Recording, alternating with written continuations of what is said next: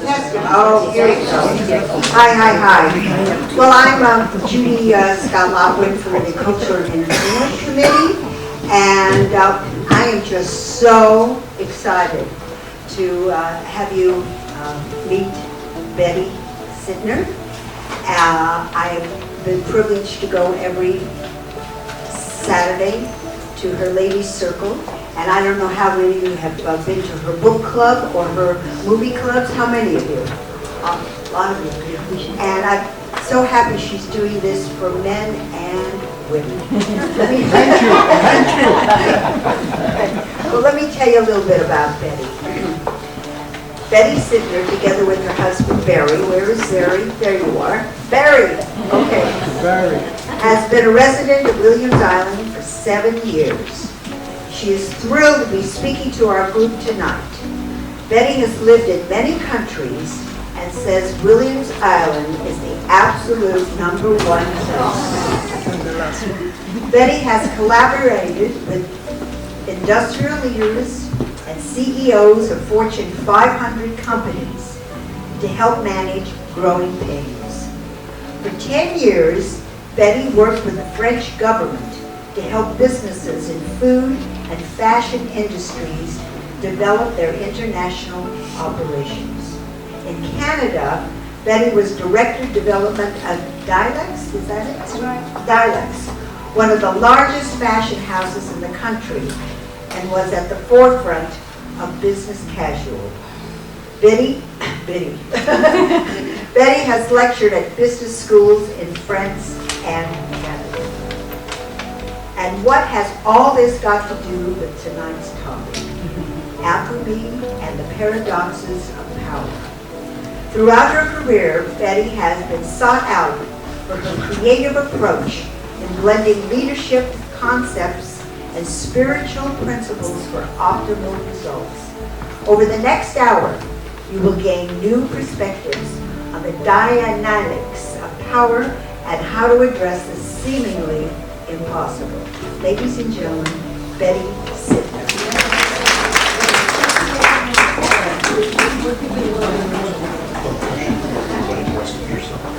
Okay, everyone. So I'm going to ask you to please turn off your cell phones.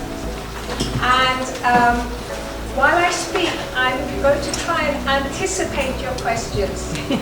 So please don't interrupt me because my next sentence might be your answer. But if you have a burning question and you're afraid you might forget it, that's what the index cards are for. So if you would like an index card and a pen so you can write your questions as I'm speaking, please do that. I don't have any overhead projection, but I do have a printout, so please make sure that you have it. This is what I'm going to be referring to. And before I continue, I want to make sure that A, can everyone see me? If you can't, there's plenty of room to move your chairs around. And B, can the people at the back hear me okay? Can I hear from the back row, can you hear me? Yes.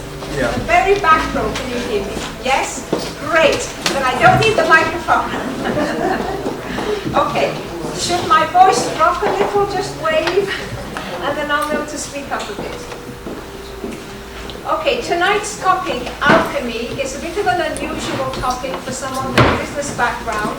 But when I was working with businesses as a consultant, I actually used alchemy as a metaphor for how to transform businesses, how to transform leadership style, how to plan for the future, and how to create new beginnings, and specifically how to have sustainable change rather than stop and start. And alchemy is an excellent metaphor for that. As I was working with businesses, the feedback that I was getting was, this is helping me with my family life. I'm interacting with my children, with my spouse better. So then I realized, this was about 20, 30 years ago, that you can take alchemy as a metaphor and apply it to many different aspects of life. But let's just start at the beginning. Maybe not everyone knows what alchemy is. And there's a misconception as to what it is. So most people, when they think of alchemy, they think of fools who think that you can take lead and turn it into gold. and fool people and make a lot of money in the process. That did happen, but that's not the essence of what alchemy is about. The word itself tells you a little bit about the history of alchemy. It actually comes from the Arabic alchemia, to transform. And a lot of words that we have in the English language come from Arabic, and I'll explain in a moment why Arabic, but words like alcohol, alkaline, gibberish, algebra, and many other words. Why did all these words come from Arabic? Because the history of alchemy started, the recorded history of alchemy, because it preceded what was recorded. The recorded history of alchemy started in ancient Greece, and then through the influence of Alexander the Great, it spread to India, China, North Africa, the Mediterranean, and in Spain, the dominant language at one point in time, around the 800s, was Arabic. It was the golden age of Islam. So the wisdom of ancient Greece, ancient Egypt, and all the other countries that came under the influence of Alexander the Great, this wisdom was translated into Arabic first. Then fast forward a few hundred years, and you've got the Middle Ages and the Renaissance, and these documents were translated from Arabic into Latin. But when they translated into Latin, they kept the Arabic roots. So you have a little bit of the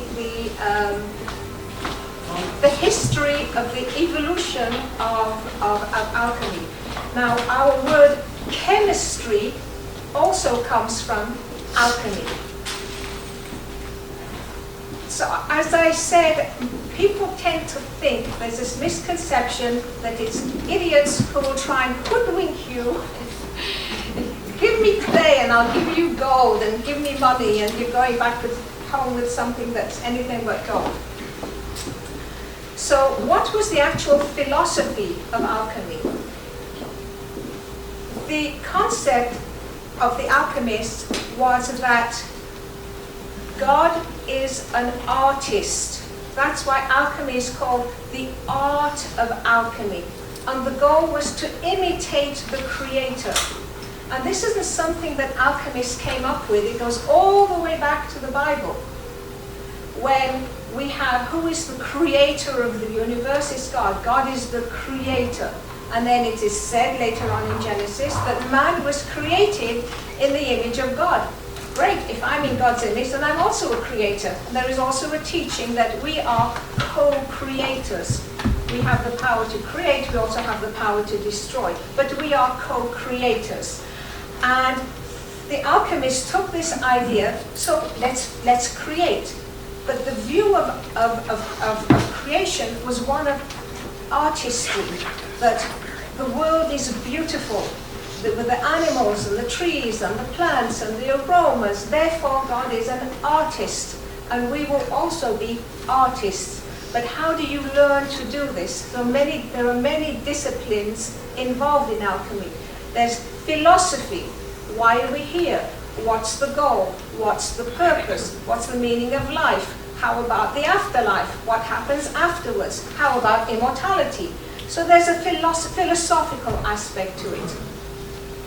Then there's the religious aspect. So depending on where you were in the world and what period of time, you have the religious influences also. So alchemy in China had a Taoist influence. Alchemy in India was closely related to Ayurvedic medicine. So depending on where you were at what point in time, alchemy took on a slightly different flavor. Now, ideas are wonderful, but they wanted results. Give me physical results. So how do you achieve results? You have to do. And the doing part was all the experimentation. Through the experimentation, what the alchemists wanted to do, the ultimate goal is creation. Not just creation, but recreation. How do you take what we have in this physical world and create something new? Therefore, there were, wherever alchemy was practiced, there were practical experiments. And many offshoots came from these practical experiments. So, for example, they needed equipment. Therefore, you had metallurgy. They needed flasks, glassware. Now, the alchemists didn't invent glassware, but what they did was they worked on making sure that the glass was transparent so you can see what's happening. If you're in a lab today and you're doing some, chemistry experiments, you want to see what's going on. You know, before something explodes, you have to see what's happening in that flask. So they perfected the art of glass making so that you could have colored glass when needed and clear glass so you could actually see what was going on, and many different shapes of tubes, etc. Things like distillation was perfected through alchemy. When I was mentioning words that come from alchemy, alcohol is also an alchemical concept. I'll get back to alcohol in a minute. And even though in Islam they don't drink alcohol, but you can actually use it for health purposes, and the word alcohol also has Arabic origins. It was translated into Latin, and then we kept it. Through the process of experimentation and looking to create something new, other industries appeared, or other practices appeared. For example, as they were doing their experiments and things would come together and you could have something new, hey presto, we have a new color. Oil paint is an offshoot of the experimentation of the alchemists. And until not too long ago, if you wanted oil paints, where would you get it? You would go to the pharmacy, because the process for creating oil paint and the process for creating medication required the same equipment. It was a similar approach. You take A, you take B, and you take something totally new and different, let's C. If we fast forward through the ages, as a result of the alchemical approach, we have costume jewelry, because they are trying to recreate the gemstones. We have plastics, something new. You take different materials, raw materials, and with the raw materials you create something that never existed before. If you're an alchemist, that's very godlike. And you created something that's very useful and hopefully good for the environment. Now here's a paradox in alchemy. I'm going to be talking about paradoxes a lot. Is that one of the goals of alchemy was, or in fact the ultimate goal, was immortality, regeneration. That when you create something, it's going to last forever. And what a paradox that as a result of the different experiments we came up with plastic that stays forever, but in a not very good way. I'm going to start talking about this now, because it will give you an insight into alchemy. First thing I want to mention is this is called the Ouroboros. It's a dragon eating its own tail, and it's yellow and green. Our sign for recycling, because I mentioned recycling and plastics, our sign for recycling comes from this. So you've got a circle, a self-perpetuating circle, never-ending, beginning, renewing, recycle, renew, repurpose over and over and over again. The dragon eating its own tail, what does that mean? It means there is no end, there is no beginning. That once you set something in motion, like a wheel, it's going to keep moving forward like a wheel. In alchemy, colors are very important. You'll see that the inside of the dragon is green. The outside of the dragon is red. And it actually has biblical roots, but it doesn't look like it. So green in alchemy represents chaos. It represents wild nature, the untamed, it's chaos. The red represents the ordered world, the cosmos. What's this got to do with any biblical origin? So it says in Genesis that in the beginning there was confusion and darkness hovered over the world. It was a world of confusion, in Hebrew tohu vebohu. There was confusion. And then as creation continues, everything falls into place, and we've got the cosmos, the sun, the stars, the moon, the sky, the water, etc. So alchemy takes this as a template. That when you want to create something, you have chaos, and out of the chaos, you get order. This applies to our everyday life. When you try cleaning up your closet, you end up with a mess, an unholy mess. You get the chaos first, until finally you put everything in order. From a business perspective, if you want to launch something new, you will have a brainstorming session where people will just throw out ideas, and you'll be told, it doesn't matter how crazy the idea is, just throw it out.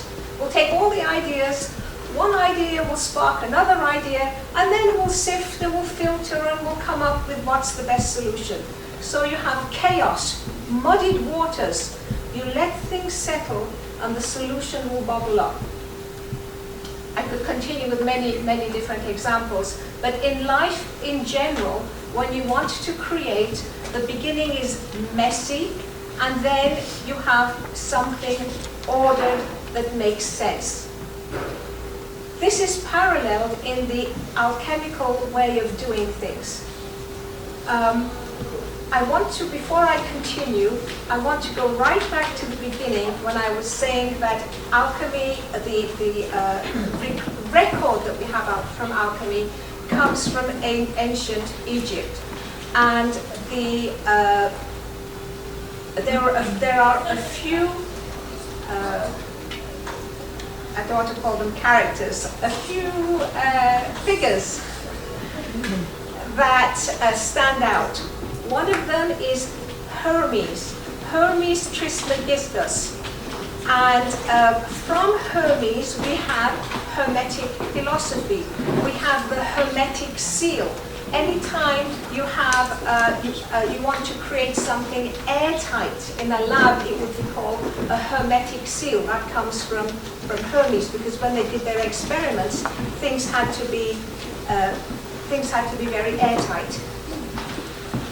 One of his most famous sayings is actually also of biblical origin, but one of his most famous sayings is, as above, so below. That if you want to create something, you look to the sky, you look to the stars, you look to nature, because everything that God created is reflected in our world. We are a reflection of what's out there. So to understand the world, you look outside. To understand yourself, you look inside, and then you project outward again. So this concept of as above, so below is a constant philosophy in all of the different interpretations and iterations of alchemy. Now, at around the same time, there was something very unusual. A Jewish woman whose name was Maria, and she was called Maria Hebrea, Maria the Jewess. We don't have any of her own writings, but she's referred to by someone who was almost a contemporary called Zosimos. I'm talking about ancient Greece again. She was thought of extremely highly. She did all sorts of alchemical experiments, and anyone who's a cook today, the French expression bain-marie, in English, the double boiler, is named after her, after Maria Hebraica. And the double boiler was so that if you want to heat something very gently, like you want to melt chocolate, you put it in a dish, you put the dish over boiling water in a different pot. This way you're heating without burning. So it was named after her. Why am I mentioning her? Two reasons. Firstly, way back to ancient Greece, we had a woman who was recognized and honored. Not only that, she was a Jewish woman. And we know that the ancient Greeks were not very favorable to the Jews. In the case throughout history.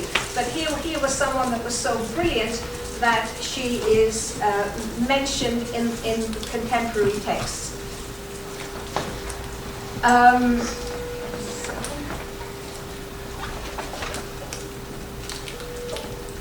So, because I mentioned Hermes, one of these pictures that we have here is actually a depiction of Hermes. You see a king on what looks like the earth. There are feathers all over the place, and it looks like he's plucking his own feathers, and above him is a sun, and you've got the red and the green. What you don't see here is right at the bottom, it says, I am King Hermes. Hermes is my name, and I'm eating my feathers, I'm plucking my feathers to keep me tame. This is a deep concept in alchemy. That's the concept of control your ego. You might be the king. You might be the king of the universe. You might have more information and more knowledge than anybody else. But keep your ego in check, or you're not going to get very far. So you can see how I was able to use this when it came to leadership situation in businesses. It would apply to politicians also. They could learn this lesson. That you keep yourself in check. Now if you look at the colors, they're the similar colors as the dragon, the red and the green. So the red and the green represent opposites.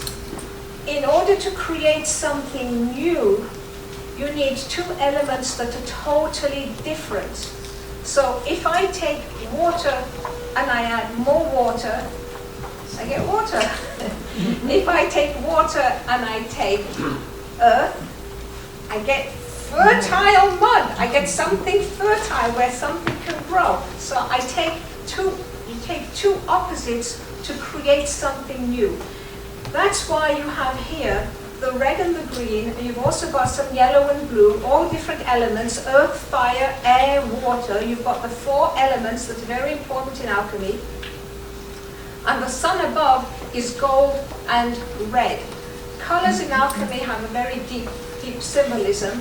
So the sun, which is yellow, obviously, is associated with gold. And there's your alchemical gold, the gold.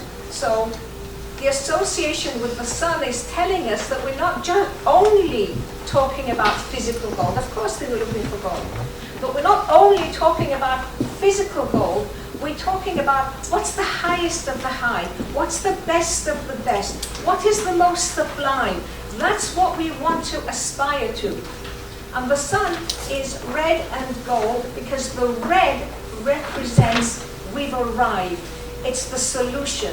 It's the completion. So you've got the red and the gold in the sun, and you've got the earth, fire, air, and water, the four elements. And in alchemy, there's a fifth element. So whatever you're trying to create, you need these four opposites, earth, fire, air, and water. You combine them, but you need a fifth element. This is the magic. From a culinary perspective, it's the umami. The fifth taste. You've got sweet, salty, sour, bitter, and then you've got the fifth that will bring everything out. And the alchemists called it ether. It's something that you can't really put your hands on. We don't know what it is, but we know that it's there. And there was this search for what is the catalyst? What is it that's going to take physical, everyday, ordinary ingredients and create something sublime? The next image we're going to look at is the man and the woman. Sometimes it's referred to as a hermaphrodite because you've got the man and they've only got 3 legs. It looks like Siamese twins, but they couldn't be because they're not identical. All right. What you have here is an example of, in alchemical terms, the marriage of opposites. That if you want balance, if you want a balanced result, and you take 2 opposites, these 2 need to become one. When 2 become one, you have a solution. In everyday life, I have my idea, you have your idea. We're on different sides of the spectrums. We're always 2 worlds apart. But if we can discuss, if we can connect, if we can join our ideas, then 2 become 1. And the 1 is number 3. It's the 3rd. It's something new. It's something different. So to represent that idea, the alchemists like to capture their ideas and their mysteries in a pictorial form. In English we say, a picture is worth 1,000 words. And I'm just glossing over the pictures because there are layers upon layers upon layers. So I'm just going to give you a quick introduction because through the pictures, I'm just giving you a window into the world of alchemy. So here you have male and female, literally the expression joined at the hip. Here, they're joined at the hip. This is also of biblical origin because in Genesis, it is said that Eve was taken from Adam's ribs, and the commentaries say that actually they were joined. It's not that a rib was taken and formed into a woman. There was a woman, there was a man, and they were joined, they were one, and then they were separated, and that's why Adam says, bones, bone of my bones, flesh of my flesh, literally. And you come together and you rejoin, that's what this is representing. Now, they are standing on a dark heap. What this represents is previous incarnations. They are dead birds, probably dead, they're dead birds. So the image is either of an eagle or a phoenix. Alchemists would use eagle and phoenix interchangeably. In everyday life, it's when you try and you fail, you try again, and you keep trying. And for the alchemists, they just kept trying. You know, how many times did things blow up or not work, or the timing wasn't right, whatever it was, just keep trying. We have the different incarnations, and then finally, Eureka, when you have Eureka, that's like the phoenix rising from above. You see the bird is holding the male and the female, joining them together and ready to ascend. It's like a spiritual ascent. Another concept in alchemy is the concept of yin-yang. So the male is holding a rabbit. The rabbit is, animals also have symbolism in alchemy. The rabbit is feminine, it's soft, it's furry, it's you know, a light color, it's pleasant, so it's more feminine. So you've got the man with a little bit of the feminine. What we say today is be in touch with your feminine side. So he's holding on to his feminine side. The female, or Eve, is holding on to a bat. And the bat represents darkness, the opposite of the rabbit. Right? So darkness, mystery, more of the male energy. So the woman has her male side that she's holding on to, and you bring the two together. To reinforce this idea of male-female, and in alchemy, when we're talking about male-female, we're not talking about gender specifically, it's more the male energy, the female energy, because the sun is considered to be male. The moon is considered to be female. Now obviously the moon isn't a woman, but the moon is considered to be displaying more of the female energy. And you see this in the image up here. Okay? And in that image, which again, if you could look at it and go, it looks pretty, but there's a lot of depth to it. So you have the moon figure, the sun figure. How do we know it's a sun figure? Because the head is like a sun, in a coat of armor, so warrior, masculine, sitting on a lion, representing raw strength. And it's a bit of a joust. But you'll see that even though it's a bit of a joust, there's no attack. It's not an aggressive portrayal. You've got the male representing the sun on the lion, and then on the other side you've got the griffin, the mythical creature that's got the upper body of an eagle and then the back of a lion. So the griffin represents the best of both worlds, the masculine, the feminine, the light, the dark. Riding on the griffin you've got the female form.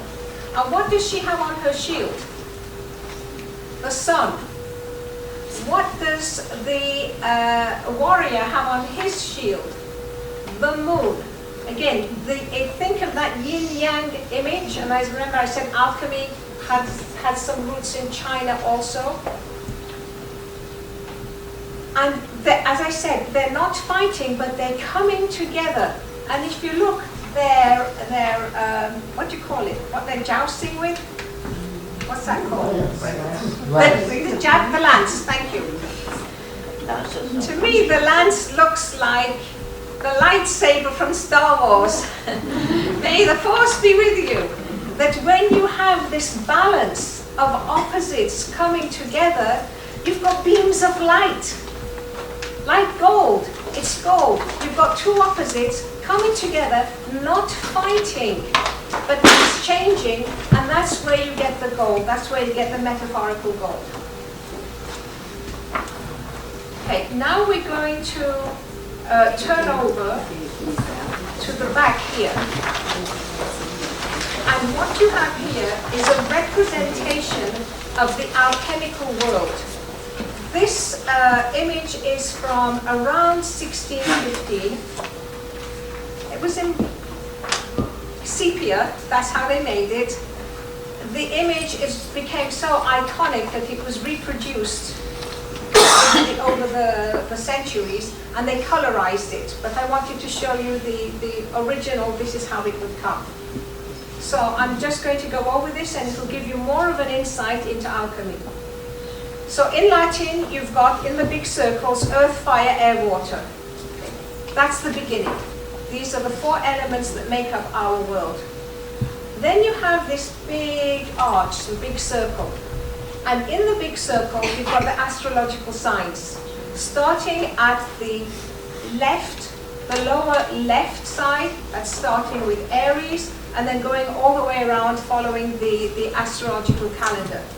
Astrology was very important for the alchemists because timing was everything.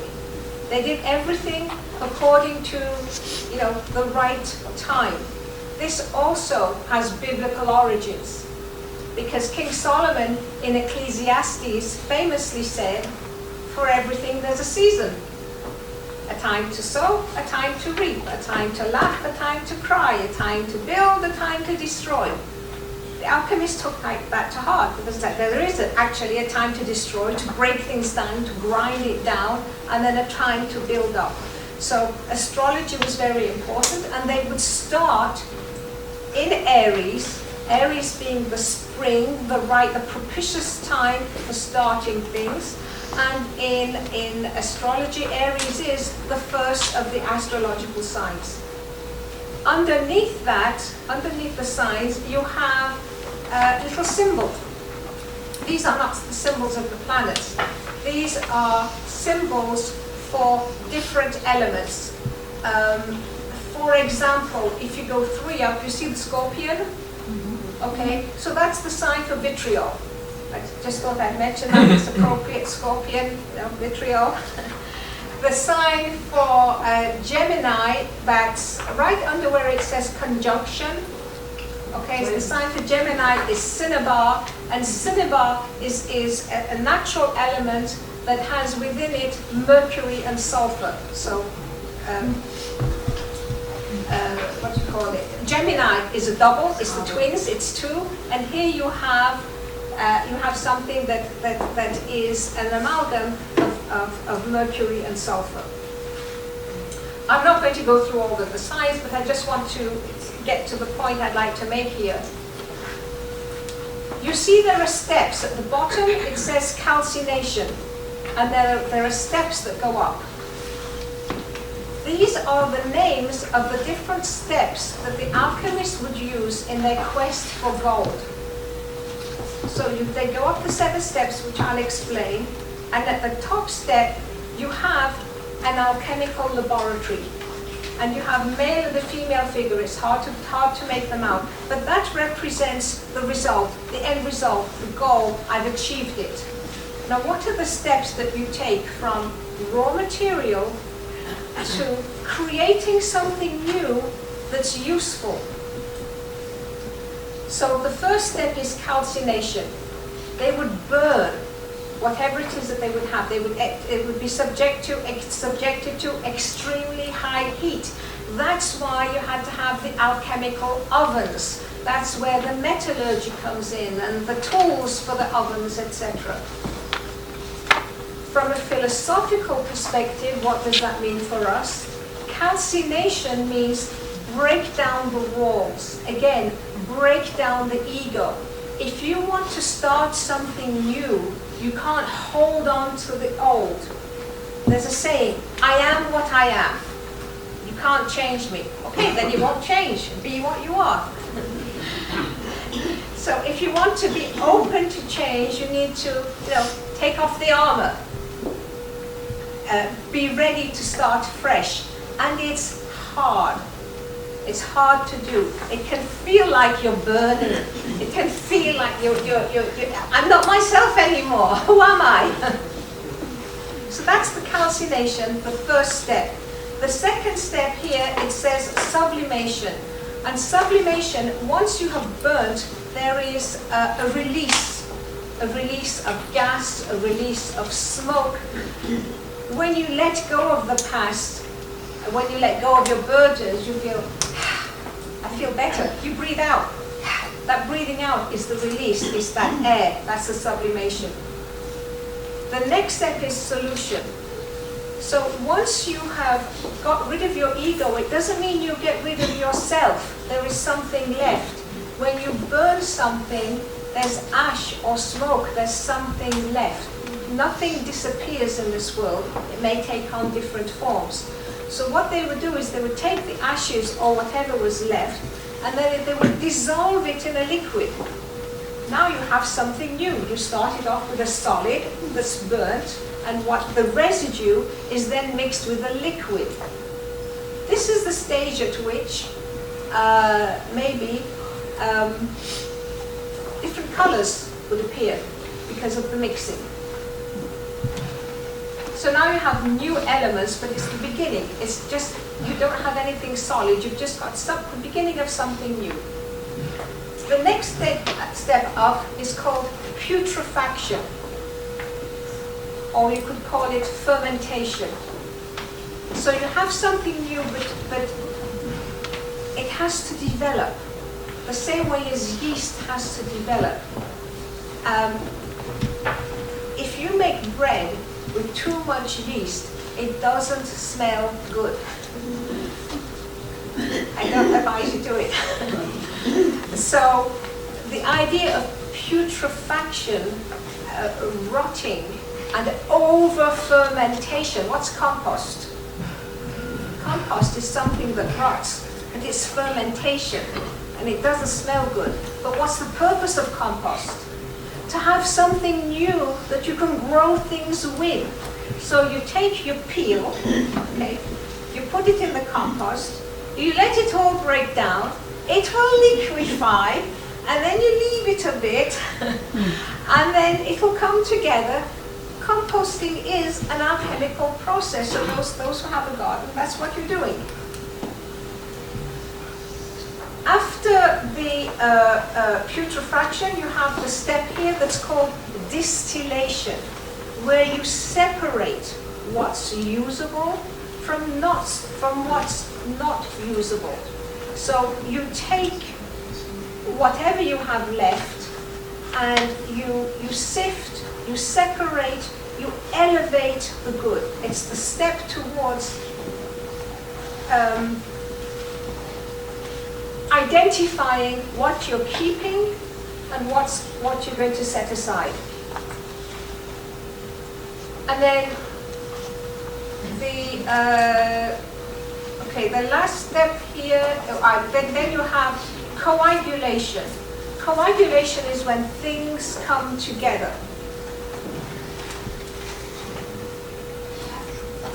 And the last step is very small writing, but barely see it, it's tincture. Another word that they use for tincture is elixir. Elixir is also an Arabic word. And the elixir was called the elixir of life. And what was the elixir? Whatever you were left with, whatever solid. So it's, you burned it, you grind it, you mix it with water, you sift it, it comes together, and you're left with a concentrated representation of something, and then they put it in alcohol. And that's how you get a tincture.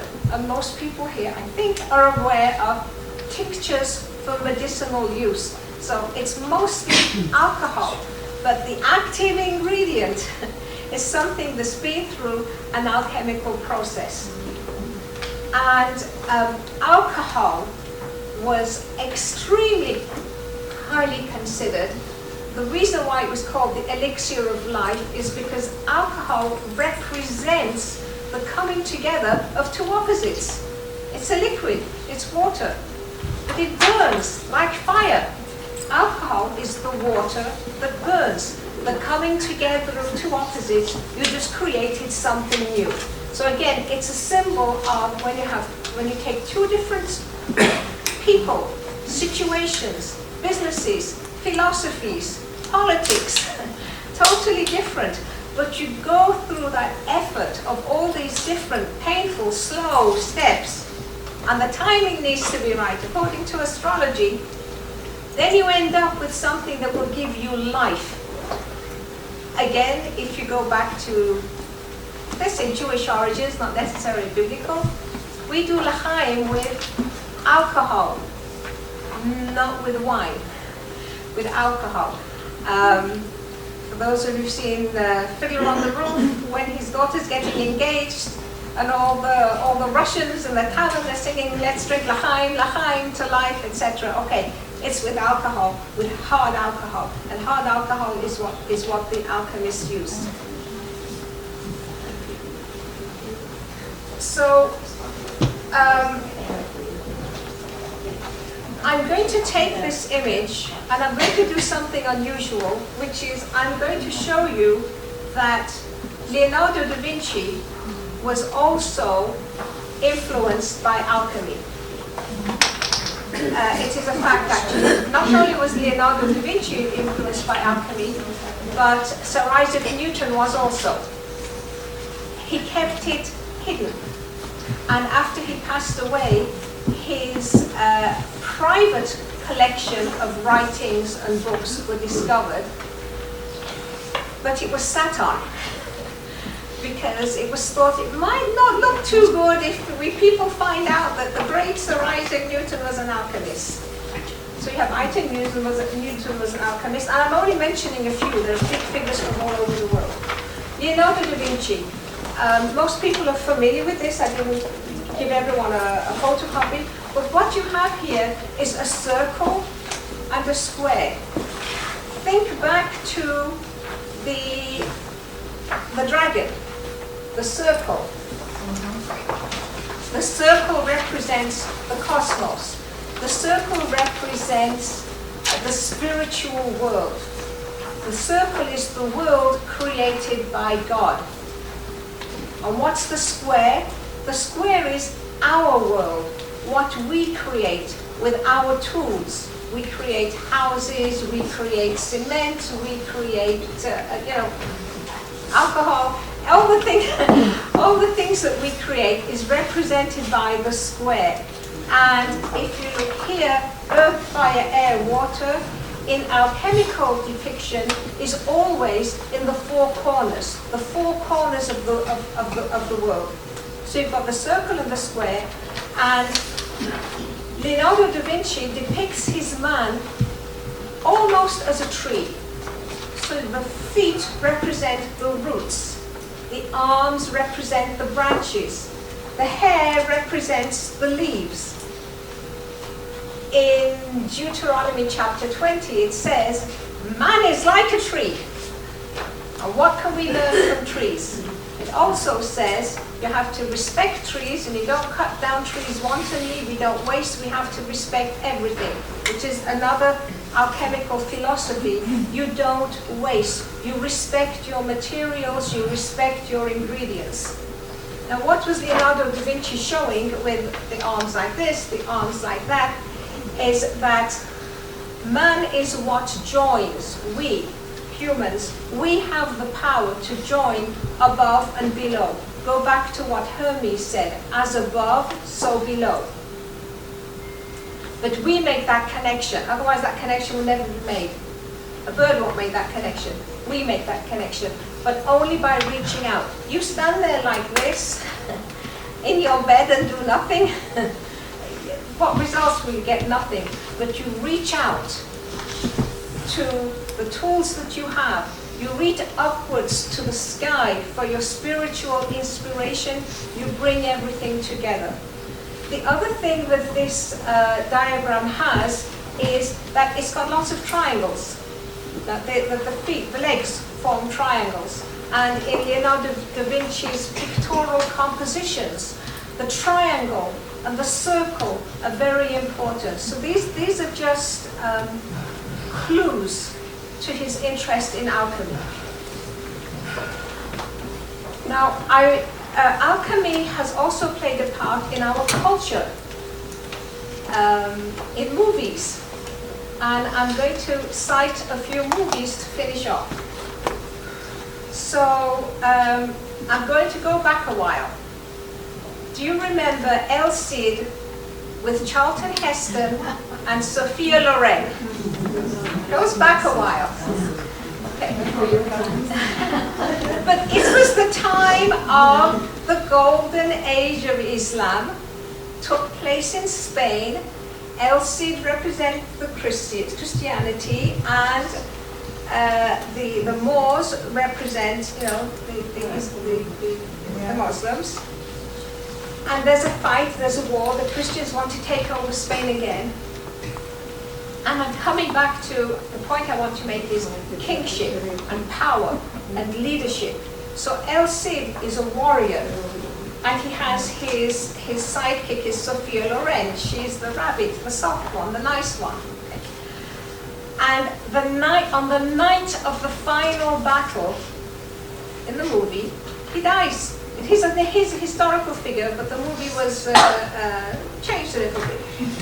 But he dies, and now they're in a quandary. We have this battle, who is going to lead us into battle? And so his wife comes up with the idea, we're going to put him in his suit of armor, with a rod up his back, we're going to put him on the horse, with the suit of armor like this, and the flag in his hand, and he will lead everyone into the charge. And that's what they do. So, and it's a secret. Nobody must know that he's dead. So they follow him and they win the battle. What's the point I'm trying to make here? Is that when it comes to power and leadership, power is often invisible. The image that he projected, the heritage that he left behind, the values that he stood for were enough for everybody to follow him. On the idea of power, I'm going to refer you to another movie. This time it's got to do with the Masons, Freemasonry. The Man Who Would Be King, written by Rudyard Kipling, directed by John Huston, who said it was the best movie he ever made. It took him 20 years to make it because he wanted to get it just right. And it was with Sean Connery and Michael Caine, who also said it was the most enjoyable movie they ever made. What was the premise of this movie and what's it got to do with alchemy? So they are British soldiers and they decide, we want to be kings. We want to be kings, we're going to rule the world. And we're going to go off to this far off place where they're all peasants, they know nothing. We're from the British Army. We're going to be able to rule the world. So they go on this long trek, I'm cutting a long story short, they go on this long trek and they go to one village and they say, who are your enemies? We'll help you find your enemies, but we'll be your ruler. And they go from village to village, town to town, city to city. They train the locals to subdue their adversaries, and they become more and more and more powerful. They become so powerful that it goes to Sean Connery's head, and he truly believes, I'm a king. I'm more than a king. I'm a god. And he truly believes it. What is his undoing? He has no power, real power. Who has the real power in the story? The people who have the real power and who cause the undoing are the priests. So, as they were moving up in rank, Sean Connery and Michael Caine, at one point they're in a battle, and you've got one army coming this way and the other army coming the other way, and they're screaming and they're ready to battle with each other, and suddenly both sides fall on their knees, and there's dead silence on the battlefield. And the only people standing are the two British guys in their British uniform with the British helmet. What's going on? And from a distance they hear a bell, ling, ling, ling, ling, ling. And they see that there are 7 monks being led by a little boy. And so they ask, what's happening? They say, oh, well, we can't fight. The monks are walking back. Out of respect, we have to put the battle on hold. So they put the battle on hold, and you see who has the real power is the ones who represent the values, the true leadership, and leadership is hidden. This is why in alchemy it was considered to be so powerful that it was hidden. It was hidden in such a way that everything was transmitted in either pictures or in what looked like hieroglyphics that only they could decipher. It was like a hidden language. What does this mean for us? This comes back to the King Hermes. What did the Sean Connery character forget? Humility. He forgot humility. He forgot to pluck his feathers. Alchemists had to approach their craft with humility. There was a term given to the fake alchemists. Alchemists will say this themselves. But who are the fake alchemists? They were called puffers. Why were they called puffers? Because they were so proud of themselves that they had their chest all puffed up, and they would use the I forgotten what you call it, to fan the flames of the oven. That's right. So they'd be puffing and puffing and puffing to get the big flames to melt everything down. And it was all show, all smoke and mirrors, and hey presto, here's gold, and it wasn't really gold. That's where the myth and the image of alchemy comes from. Now, I want to refer, to finish off, to a commentary on alchemy from a very unusual place. And that's in this book, Duties of the Heart, that was written in 1080 by a rabbi, Rabbi Bahya ibn Pakuda. His middle name is Ibn, which is Arabic. In Hebrew, it would be Ben, son of Ben. So because he was living in Spain, and the Jews in Spain didn't speak Spanish. At that time, they spoke Arabic. He actually wrote his books in Judeo-Arabic. So it was Arabic, the Arabic language, but written in Hebrew. This allowed, and Jewish communities did this in many, many countries, that they would take the local language and use the Hebrew script, and now it became secret. My grandmother told me that she used to do it from Iran, that when they were writing letters, there was no post office. You gave your letter to someone on horseback who would take it somewhere else, and if it was written in different characters, you knew that your secrets were safe, your letters were safe. Anyway, he wrote in Judeo-Arabic, and this book is available in many, many languages. What's it got to do with alchemy? He references alchemy. His book is about having a spiritual connection is the most important thing. That if you want to pray or do whatever and you don't know why you're doing it, you're just going through the motions. That's all you're doing, going through the motions. You're making no connection. But you have to connect with your heart. That's why the book is called Duties of the Heart. And there's one chapter where he talks about trust, where you have to trust in God, trust. And this is where he talks about alchemy. And he says, if you are an alchemist, you can make gold, you can be very rich. But don't think that you are immune from going bankrupt. Bad things can happen to you because you need your raw materials. You need your tools. You need the right timing. You need your customers. You might be a great alchemist, but you are dependent on so many things going right for you to end up making gold. Therefore, he says, you need to trust God. Don't trust yourself so much. You have to be confident, but don't have too much trust in yourself. Why is this interesting? Because you have a rabbi referencing alchemy, and he's not saying it's garbage, it's a myth, it's not true, you have a break in your spiritual connection. So, I'm giving his example to show that at different points in time, alchemy was not necessarily so secret, that there was a certain amount of respect. For this rabbi, from a religious perspective, he's not saying it didn't exist, he's just saying, don't rely on it. And I'm going to finish off with one more movie reference. This is Camelot. So, with Franco Nero playing Sir Lancelot, Franco Nero, Vanessa Redgrave, and Richard Harris playing the king. So the scene that I want to reference in Camelot is the king has, oh by the way, you've got Merlin, an alchemist. What was Merlin all about? Transformation, changing things, change yourself, be what you want, do what you, okay? So Merlin was an alchemist also.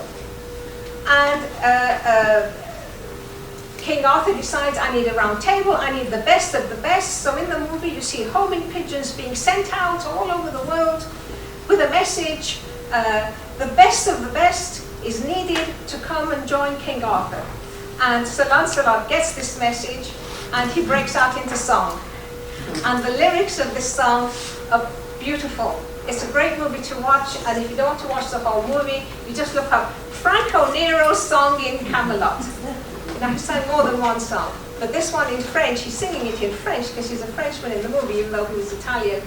And the title of the song is C'est moi. It's me.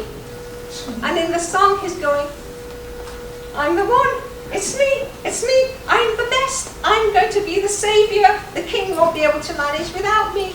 You know, lucky for them that I'm making my way there. And then there's one line, bring us back to the alchemy. He says, if I were Adam in the Garden of Eden, I wouldn't be tempted and we would still be back there. Okay? Irony of ironies, what happens?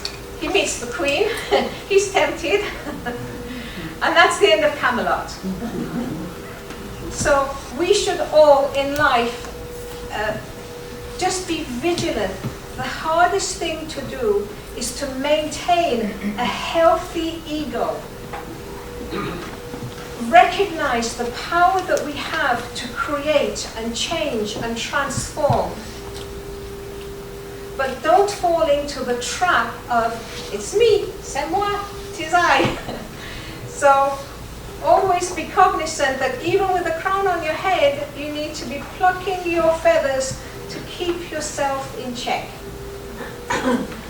That's what I wanted to share about alchemy today. It was just an introduction. If you want to find out more, there was an exhibit at the Getty Center in LA, and unfortunately it was only at the Getty Center in 2016, the end of 2016, and it went to Berlin in 2017, and I thought the exhibit would go all over America at least. It didn't.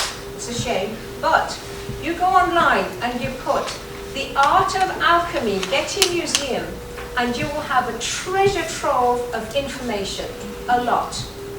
There are videos, books, articles, everything. So if you want to find out more, you can do that. And there are many books on alchemy. I brought this one. That's one book. And I like this one because it's got all the pictures. And alchemy was all about capturing all the methodology and the philosophy in pictures. And then I thought this was an interesting book because it's the history of Jews in alchemy. It's called The Jewish Alchemists. And throughout history, the Jewish input has always been denied. So even at the Getty Museum, they'll say alchemy started with the ancient Greeks. They mention Maria Hebraica. They just mention her, but that's it. But the fact that throughout history, from a very unusual source, you had the furtherance of